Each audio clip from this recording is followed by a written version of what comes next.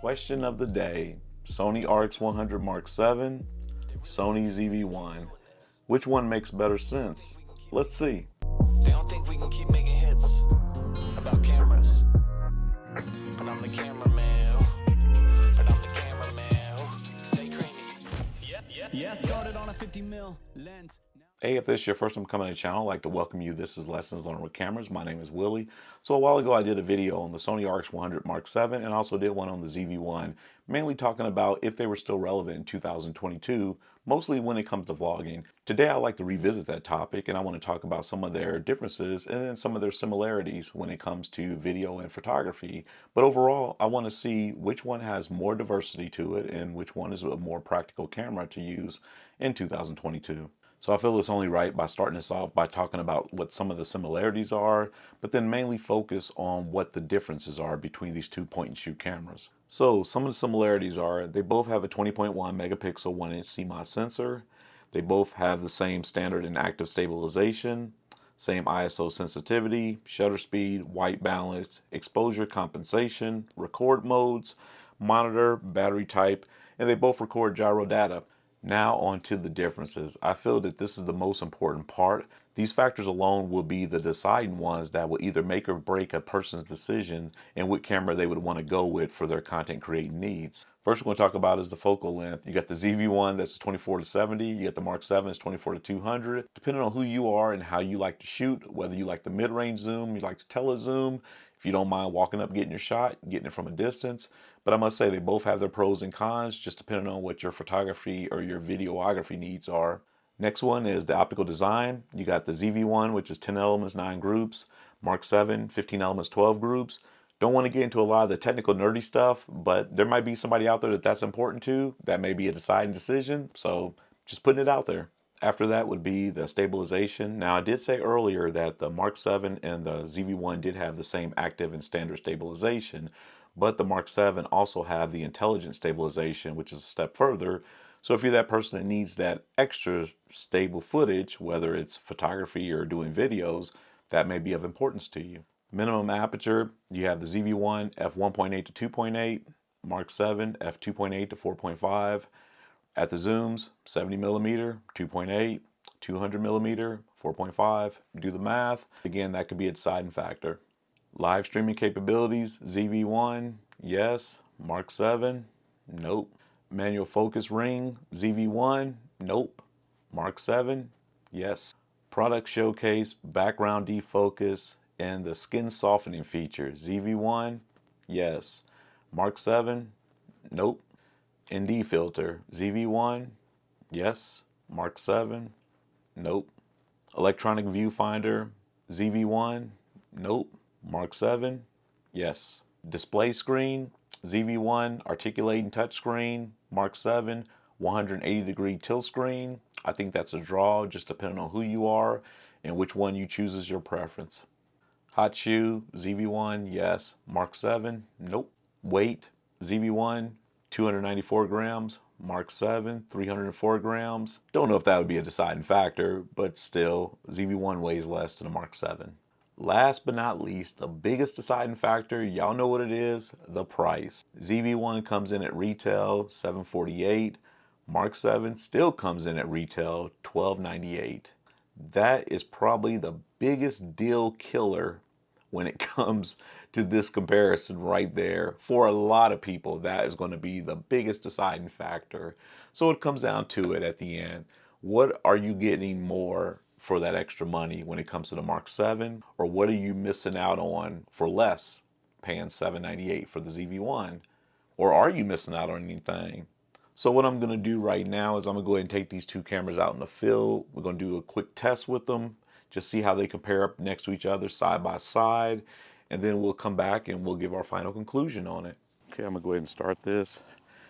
Right now I got the ZV1 and Mark 7. Can you tell which is which? So what about the focal length? Do they look like they're about the same distance?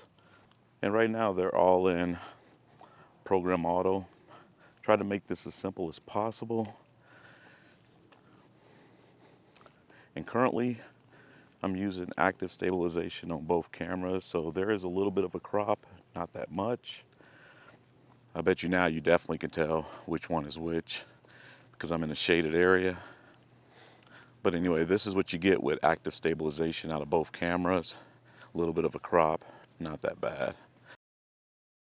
So for catalyst browse, I didn't change none of the settings.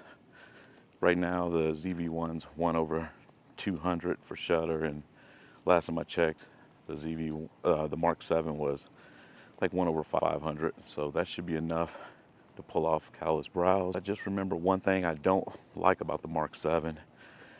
When you have the screen flipped up, you cannot see your shutter, your aperture, ISO, and exposure. So that's kind of a bummer. But again, this is what you get for catalyst browse. So now what I did was I put the Mark 7 in intelligent stabilization. ZV1 is in active. But for the Mark 7, you have to go down to 1080 to pull it off. But how much more stable is it in intelligent versus the active in the ZV1? And while we're at it, how does the 1080 footage compare to the 4K coming out of the ZV1? Right now I'm using both cameras on external audio. ZV1 has the Rode wireless mic, and the Mark 7 has the Hollyland Lark M1 external mic. So just seeing how this sound, but I'm not going to compare these two against each other because two different mics and different video. But what I'm going to do is I'm going to go ahead and compare the internal audio and the Mark 7 and the ZV1. So let's do that now. This is internal audio, both cameras. Don't know which one sounds the best, but I noticed I had to turn the ZV1 up a little bit louder to get it at the right dBs over the Mark 7. So they're both registering the same dBs. And see how that sounds. I'm betting probably the ZV1 should sound better than the Mark 7. Don't know for sure. I don't know how much surrounding noise that either one is picking up. But what do you think that sound like for internal audio quality? Okay, I tried that again using background defocus ZV1 plus the ND filter. And on the Mark 7, I just pretty much cranked my shutter up real high, put it in aperture priority to keep it at f2.8, just to see if I can get any bit of a blurry background. And it doesn't look like Mark 7 is giving me any type of subject separation over the ZV1. No, Mark 7 don't like it's making any type of blurry background, but I'll check it when I get home, look in post, see how that looks. All right, I'm gonna go ahead and put them back in the program auto. So we can go ahead and do the zoom test now. Right now they're at the widest focal length, 24 millimeters. I'm gonna go ahead and zoom them both on in, see what we come up with for this.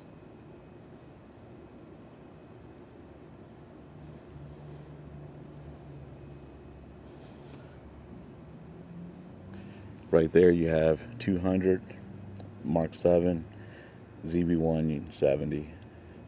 So I don't know if that's enough of a difference for people, but depending on, again, what your shooting needs are, that's what you get.